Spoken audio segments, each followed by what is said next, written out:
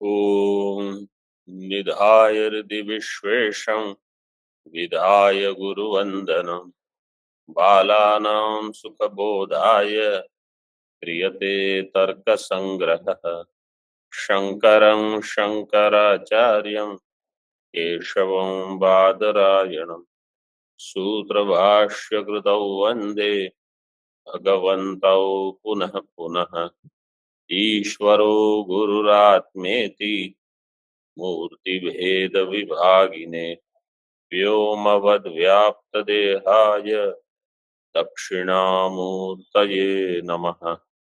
ओम शांति शांति शांति।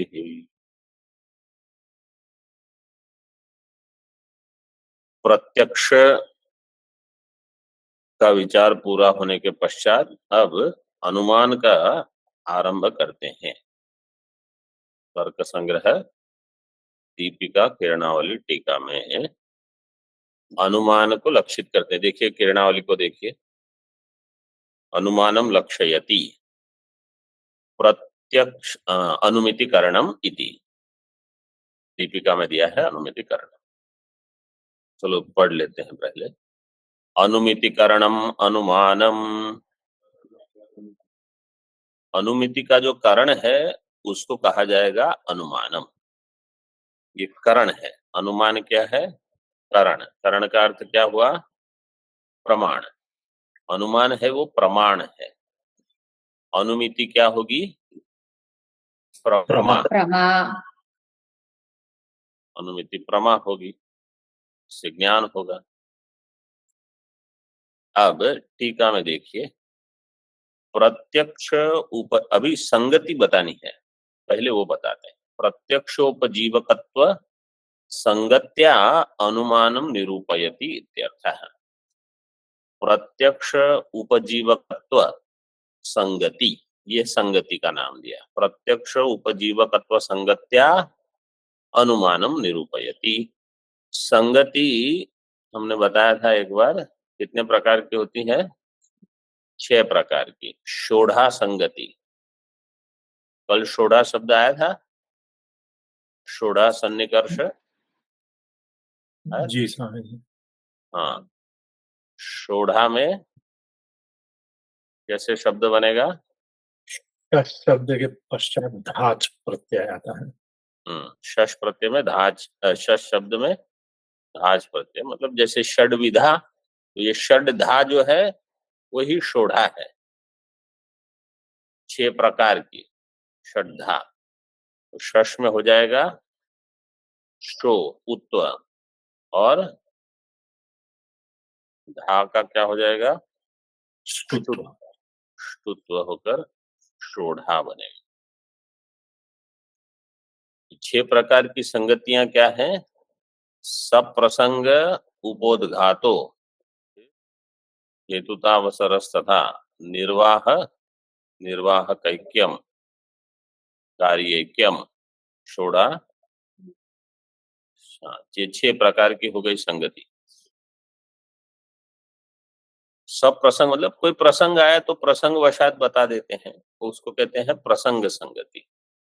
उपोदघात संगति क्या है कि अब आपको कुछ विषय बताना है। उपोदघात का लक्षण क्या किया है? ऑनलाइन कोई बताएगा उपोदघात का लक्षण? चिंतां प्रकृतसिद्ध्यर्थाम् उपोद्घातं प्रचक्षते। चिंतां प्रकृत सिद्ध्यर्थाम उपोदघातम प्रचक्षते, अथवा अन्य जैसे शायद सिद्धांत कौमुदी में ऐसा है, चिंतां प्रकृत सिद्ध्यर्थाम उपोदघातम विदुर्बुधा और प्रचक्षते विदुर्बुधा, कोई ज्यादा भेद नहीं। फिर हेतुता, तो यहाँ हेतुता कह सकते हो कि प्रत्यक्ष हेतु है और अनुमान क्या होगा उसका? कार्य। प्रत्यक्ष के कारण अनुमान की सिद्धि हो सकती है, इसलिए हेतुता। फिर अवसर, कुछ ऐसा अवसर आया तो बता दिया। निर्वाह ऐक्यम, दोनों का निर्वाह किसी एक से होता है तो दोनों को बता देते हैं। जैसे अग्नि में 2 धर्म है, उष्णता और प्रकाश।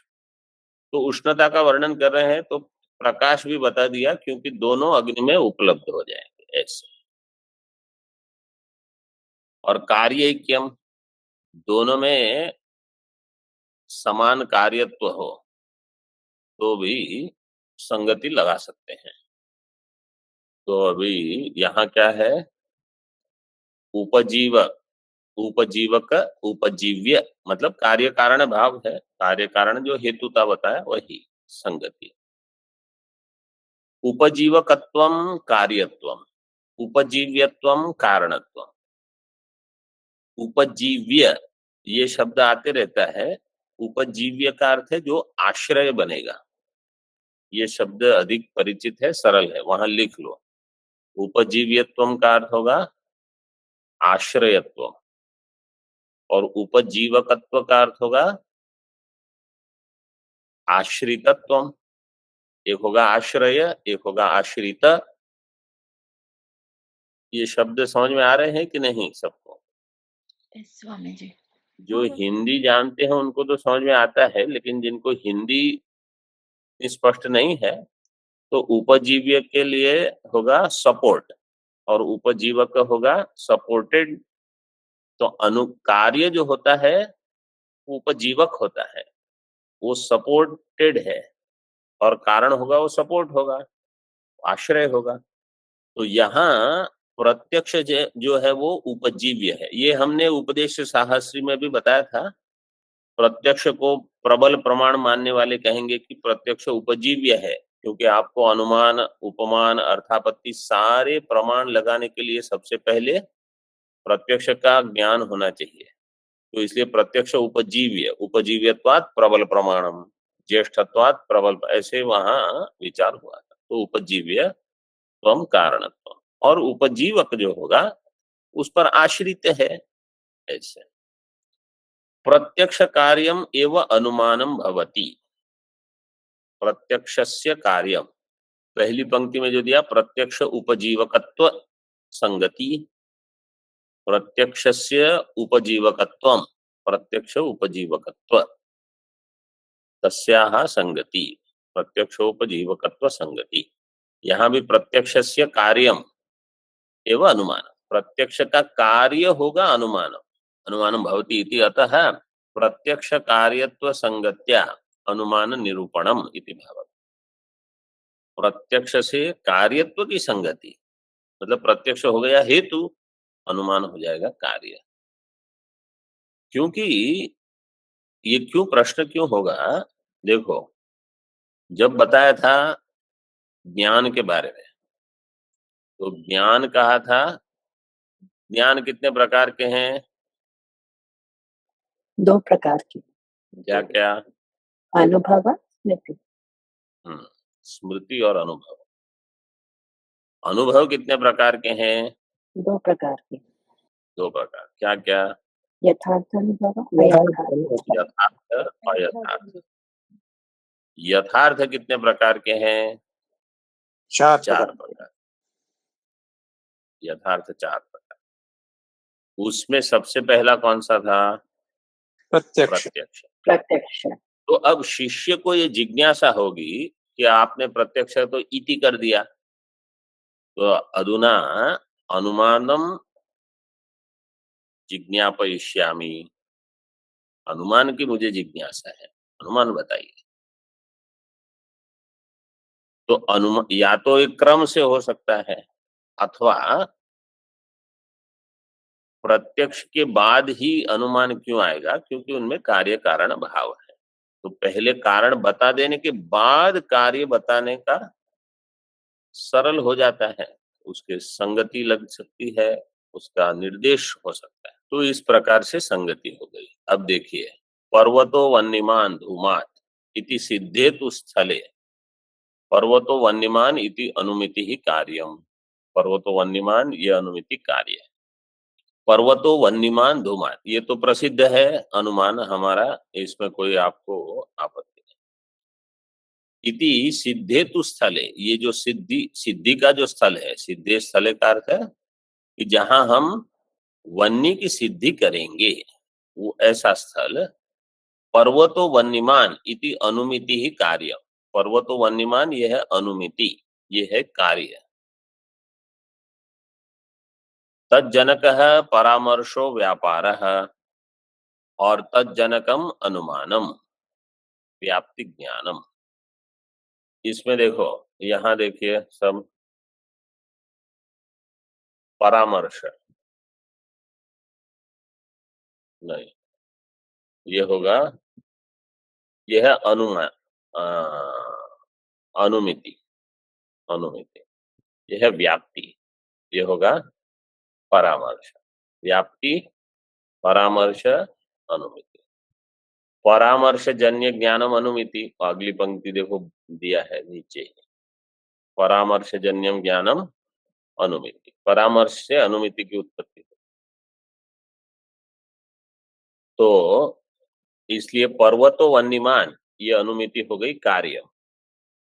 तज्जनक, उसका जनक कौन होगा? परामर्श। उसका जनकम क्या होगा? व्याप्ति ज्ञानम। ठीक है, ये पंक्ति समझ में आई? पर्वतो वन्यमान इति अनुमिति कार्य, तज्जनकः परामर्शो व्यापार, तज्जनकम अनुमानम मतलब व्याप्ति ज्ञान। तो व्याप्ति ज्ञान फिर परामर्श, परामर्श को क्या संज्ञा मिलेगी? व्यापार। व्यापार। वो दिया है वहां, परामर्शो व्यापार। व्यापार का लक्षण क्या है? तज्जन्यत्वे सही तज्जन्य जनकत्व। हाँ, तो तज्जन्य, इसमें पहला तत् क्या आएगा? तज्जन्य, तत् से जन्य है, तत् का अर्थ क्या है? व्याप्ति ज्ञान। व्याप्ति। व्याप्ति तज्जन्य, हाँ, तज्जन्यत्वे सति व्याप्ति जन्य है परामर्श। तज्जन्यत्वे सति तज्जन्य जनक, तज्जन्य जनक, तत् व्याप्ति जन्य अनुमिति जनक परामर्श, तज्जन्य जनक। मतलब पहले व्याप्ति होगी, महानस में आपने धूमवन्य की व्याप्ति देख ली, अन्यत्र भी कहीं यज्ञशाला इत्यादि में, पाकशाला। फिर आप कहीं जा रहे हो, पर्वत है, वहां धूम का दर्शन होगा, फिर आप परामर्श करोगे। वन्य व्याप्य धूमवान पर्वत है, पर्वत में धूम है, लेकिन कैसा धूम है वो? व्याप्ति के साथ वाला, वन्य की व्याप्ति वाला धूम इस पर्वत पर है, इसलिए अनुमिति होगी पर्वतो वन्यमान। व्याप्ति ज्ञानम साध्याभाववद अवृत्तित्वादि विषयकम तदेव अनुमानम प्रमाणम। साध्याभाववद अवृत्ति, साध्य क्या है इसमें? पर्वतो वन्यमान धूमान, साध्य वही साध्य का अभाव वाले में जो न रहे, साध्य अभाववद अवृत्ति। साध्य का जहां अभाव हो, साध्य का मतलब वन्य का, जहां वन्य न हो वहां क्या नहीं रहेगा? धूम नहीं।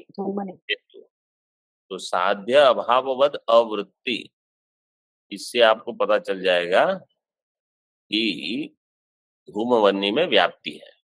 तो साध्य अभाववद अवृत्तित्वादि विषयकम तदेव अनुमान प्रमाणम, वही अनुमान प्रमाण है। वही अनुमान प्रमाण मतलब ये पूरा है, जिसमें अनुमिति, परामर्श और व्याप्ति ये सब हो, सब मिलके अनुमान प्रमाण होता है।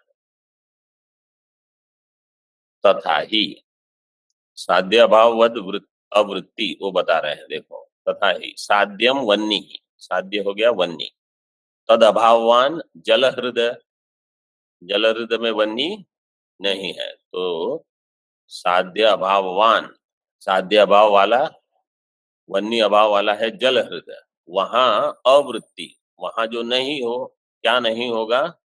धूम, तद अवृत्तित्वम धूमे।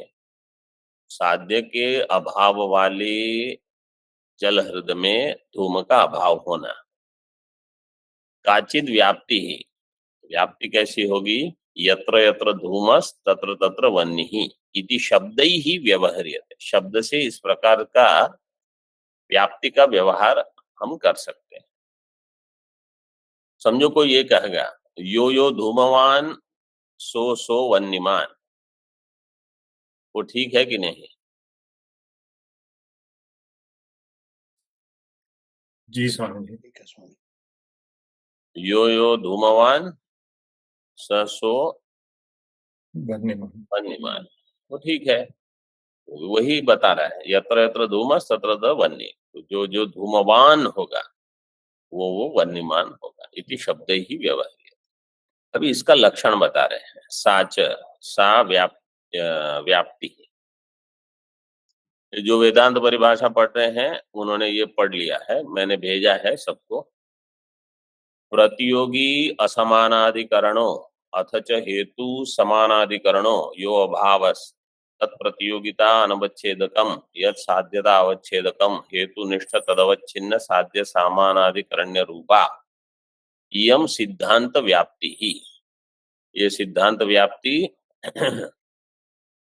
वेदांत परिभाषा में पृष्ठ क्रमांक 83 83 एक नंबर टिप्पणी में, मतलब जो हमने जो पीडीएफ भेजी है जो हम उपयोग में लेते हैं वो, आखिर अन्य अन्य जो आप पढ़ने के लिए उपयोग करते हो वो नहीं, ये चौखंबा से प्रकाशित जो है जिसमें टिप्पणियां हैं उसमें इयम सिद्धांत लक्षण व्याप्ति ही वो दिया है, वही यहाँ हमको घटाना है। वहां घटाया है टिप्पणी में अलग से, देखो इसको। साच प्रतियोगी, प्रतियोगी असमानाधिकरण, प्रतियोगी कौन होगा? जिसका अभाव है, यस्य अभाव स प्रतियोगी। तो यहाँ किसका अभाव मिलेगा? पर्वत में किसका अभाव मिलेगा? बोले घटा भाव, पटा भाव। तो घट का अभाव है तो प्रतियोगी हो जाएगा घट। घट प्रतियोगी का असमानाधिकरण अथ हेतु, समानाधिकरण मतलब उसी अधिकरण में, असमानाधिकरण मतलब वहां नहीं। समानाधिकरणो अथ च हेतु समानाधिकरणो, हेतु जिस अधिकरण में है उसी अधिकरण में हेतु समानाधिकरणो यो अभाव, जो अभाव तत्प्रतियोगिता अनवच्छेदकम, हेतु का समानाधिकरण है। हेतु जो है धूम, धूम के समानाधिकरण है पर्वत में, जो अभाव घट का अभाव, पट का अभाव। तो अगर घट का अभाव है तो प्रतियोगी कौन होगा? घट। घट। घट उसमें अवच्छेदक कौन होगा? घटत्व घटत्व उसमें अनवच्छेदक कौन होगा? हाँ, घटत तो छोड़ के और पटत्व सब तो यहाँ अनवच्छेदकम, अनवच्छेदकम वन्नी नहीं, वन्नित्व। अवच्छेदक मतलब उसका कोई धर्म हो बताना पड़ेगा, वो वस्तु नहीं, वस्तु का धर्म जो अपने आप को अन्य से विलक्षण दिखाता है, भेद भिन्न करके बताता। तो यो अभाव अभावस तत्प्रतियोगिता अनवच्छेदकम, प्रतियोगिता होगी घट में, उसका अवच्छेदक होगा घटत्व, अनवच्छेदक हो जाएगा वन्नित्व। यत साध्यता अवच्छेदकम, जो साध्यता का अवच्छेदक, तो वन्नी साध्य है, साध्यता का अवच्छेदक हो जाएगा वन्नित्व। हेतुनिष्ठ तद अवच्छिन्न, तद अवच्छिन्न मतलब वही साध्यता अवच्छेदक जो कहा, हेतु में रहे, हेतुनिष्ठ अथवा हेतुमनिष्ठ। ये क्योंकि न्याय सिद्धांत मुक्तावली में यही ऐसी ही कारिका है। तो हेतुनिष्ठ, हेतुनिष्ठ भी कह सकते हो, क्योंकि जो व्याप्ति है ना, व्याप्ति कहाँ रहेगी? मतलब हम कहते हैं धूम में वन्य की व्याप्ति, कैसे प्रयोग करते हैं? धूम में वन्य की व्याप्ति, धूम है हेतु, व्याप्ति कहाँ रहेगी? धूम में। तो कोई कहेगा वन्नी में क्यों नहीं, तो क्या उत्तर दोगे? वो क्योंकि समव्याप्ति हाँ बोलिए। समव्याप्ति नहीं है। समव्याप्ति होगी तो वहनी में भी रह सकती है। तो समव्याप्ति नहीं है तो क्या दोष क्या है? दोष क्या हो सकता है? क्या कहा आपने? मुझे विचार, हाँ, मतलब जहाँ वन्नी है वहां धूम हो ये आवश्यक नहीं है, लेकिन जहाँ धूम है वहां तो वन्नी रहेगी। तो वन्नी में अगर व्याप्ति रखोगे, वन्नी रहेगा और धूम नहीं रहेगा, इसलिए धूम में व्याप्ति रहेगी। तो हेतुनिष्ठ, धूमनिष्ठ, तदवच्छिन्न, तदवच्छिन्न साध्यता जो है उससे अवच्छिन्न, साध्य सामानाधिकरण्य रूपा। तदवच्छिन्न का अर्थ है वन्नी, वन्नी अवच्छिन्न, वन्नित्वावच्छिन्न साध्य के समान अधिकरण्य रूप। साध्य का समान अधिकरण्य किसके साथ होगा? हेतु के साथ। हेतुनिष्ठ तदवच्छिन्न साध्य समानाधिकरण्य रूपा व्याप्ति। हेतुनिष्ठ तदवच्छिन्न साध्य, जी, हेतु तो धूम हो गया ना। हेतु है धूम, धूम में रहेगी। हेतुनिष्ठ व्याप्ति हमको देखनी है। हेतुनिष्ठ तद अवच्छिन्न साध्य सामानाधिकरण्य रूप। हेतु में जो रहेगी ऐसी व्याप्ति और तद अवच्छिन्न साध्य, तद अवच्छिन्न से आपको लेना होगा वन्नी, वन्नी से वन्नी अवच्छिन्न साध्य, नित्व से अवच्छिन्न होगा वन्नी, तद अवच्छिन्न साध्य। तो जो साध्यता अवच्छेदक है उससे अवच्छिन्न साध्य, उसके समान सामानाधिकरण्य रूपा, मतलब उसी अधिकरण में, जिस अधिकरण में हेतु रहता है उसी अधिकरण में वन्नी रहेगी और उसी अधिकरण में घट का अभाव भी होगा। मतलब कोई भी ऐसे प्रतियोगी का अभाव हो जाएगा, घटपट किसी का, उनका अभाव हो सकता है, लेकिन वन्नी का अभाव नहीं हो सकता। कहने का प्रयोजन क्या है? जिस अधिकरण में हेतु रहेगा वहां कोई अन्य अभाव तो हो जाएगा, लेकिन जिसका अभाव नहीं रहेगा उसके साथ इसकी व्याप्ति होगी। और वेदांत परिभाषा में हमने बताया था प्रतियोगी असमानाधिकरण जो दिया है ना, वो किस लिए दिया है? वो अव्याप्य वृत्ति के लिए।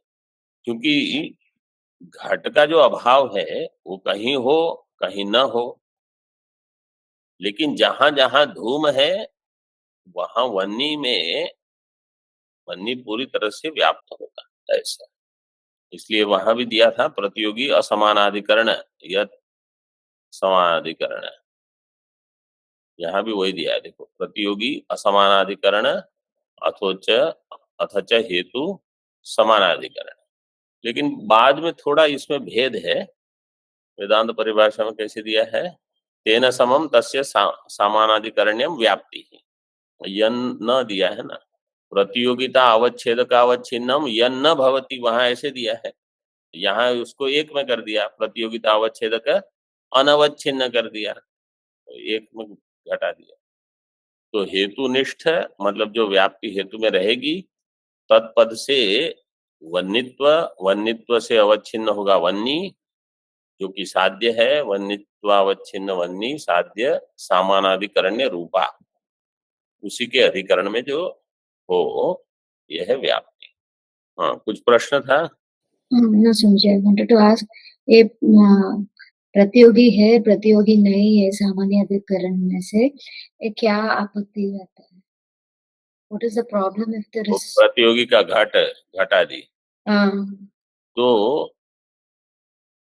वास्तव में तो कोई आपत्ति नहीं है, क्योंकि आप कह सकते हो कि घट हो ना हो, आपको केवल वन्नी धूम का संबंध है।